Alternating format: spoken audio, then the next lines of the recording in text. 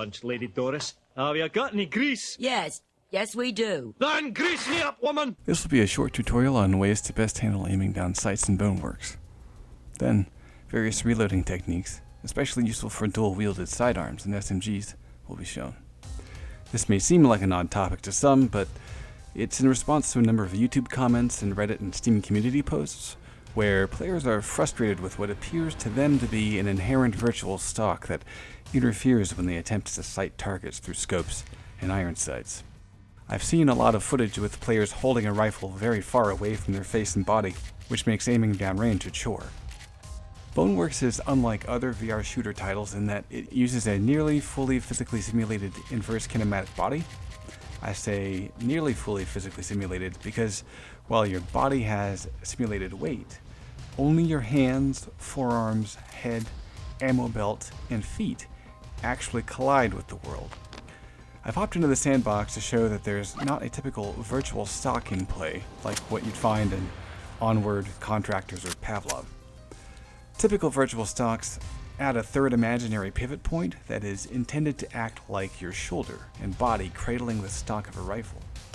This pivot point in virtual stock helps reduce the player oddly rotating the weapon with their trigger hand, favoring alignment of the weapon using the hand on the foregrip. In Boneworks, there seems to be maybe a slight jitter reduction to assist players with shaky hands, but as you can see, there is no third pivot point introduced as I bring the rifle to my shoulder. In real life, your body is flexible and will naturally cradle and cushion the stock of a weapon as you press it to your shoulder. Boneworks can't simulate that flexible cradling, nor can it determine if your foregrip hand is properly pressing the stock into your body. You do this in real life so you don't jackhammer your shoulder into oblivion and get knocked off balance from the recoil. In fact, in Boneworks, I can pass the rifle right through my body unless the weapon collides with my head or my forearm in some way. This means that as long as I'm not pushing the stock into my face, I'm free to bring it close to my eyes to get a fantastic view of the sights or scope. This allows picking off enemies from range with ease. Granted, I am on a Valve Index, so the clarity and lack of screen door effect definitely helps, but that holds true for Pavlov and other shooters.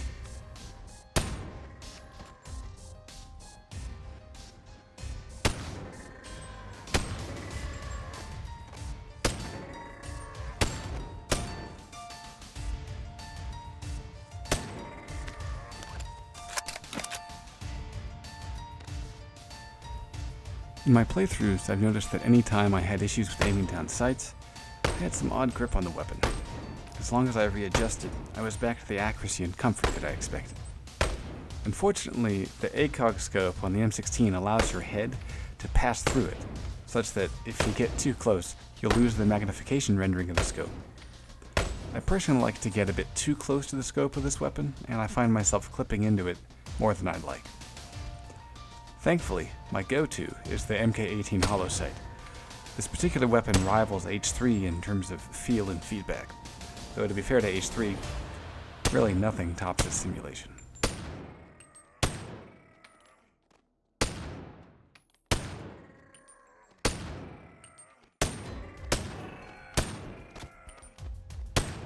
Somewhat hidden in Boneworks is the fact that you can eject a mag without having to remove the mag manually.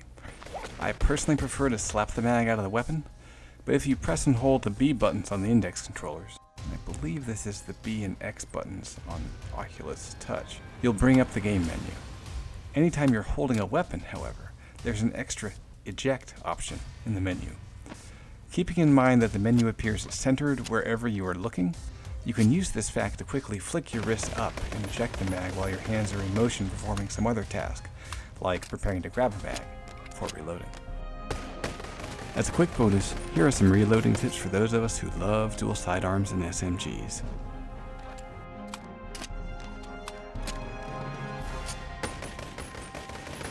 If you've not visited the Corridor YouTube channel and seen the tactical reload sketch, you're missing out.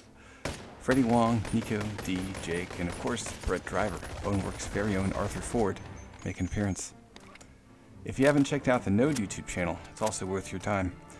You'll see several familiar faces from the Corridor and Freddie W crowd, but also Brandon, the director of Boneworks, who's been offering tons of behind-the-scenes information about Boneworks throughout its life cycle. Definitely worth a look. Who needs slow-mo? Am I right?